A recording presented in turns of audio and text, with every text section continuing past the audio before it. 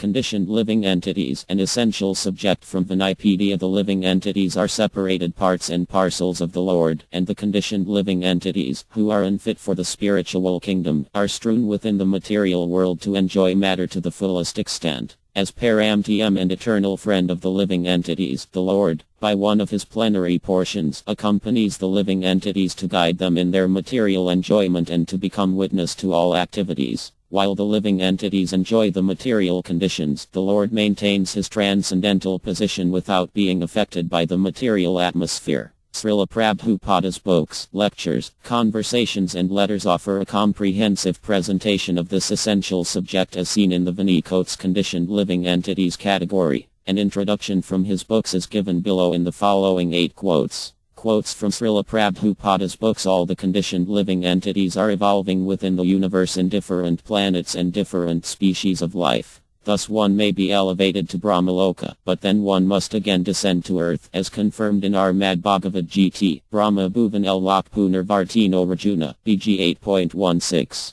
Armad Bh Gavatam 5.19 Summary. Another specific feature of the knowledge given in this verse is that Abda Brahma is also a form of the Supreme Lord. In his eternal, blissful form, Lord K is accepted by Arjuna as Parabrahma. A living entity in the conditioned stage accepts something illusory as substantial. This is called my or avdi ignorance. Armad Bh Gavatam 6.16. 51. A conditioned living being is endowed with 4 principles of malpractice, namely errors, insanity, inability and cheating. These are signs of imperfection, and out of the 4 the propensity to cheat others is most prominent. And this cheating practice is there in the conditioned souls because the conditioned souls are primarily in the material world imbued with an unnatural desire to lord it over the material world. Armad Bh Gavatam 1.14. 4. Every individual soul remains unconscious after the dissolution of the creation and thus enters into the Lord with his material energy. These individual living entities are conditioned souls everlastingly, but in each and every material creation they are given a chance to liberate themselves and become free souls. Armad Bh Gavatam 3.6.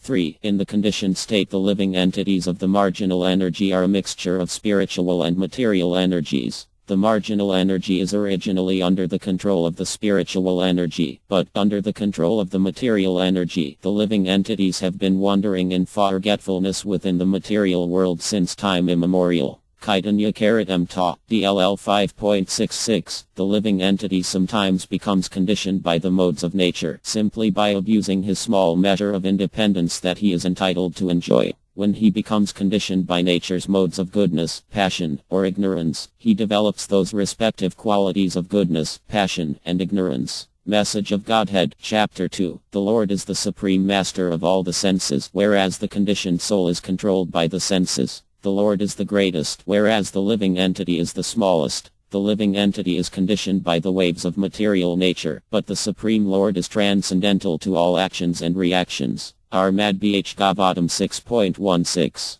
20. The body consists of 9 gates, 2 eyes, 2 nostrils, 2 ears, 1 mouth, the anus and the genitals. The living entity in his conditioned stage identifies himself with the body, but when he identifies himself with the Lord within himself, he becomes just as free as the Lord, even while in the body. Bhagavad Gita 5.13.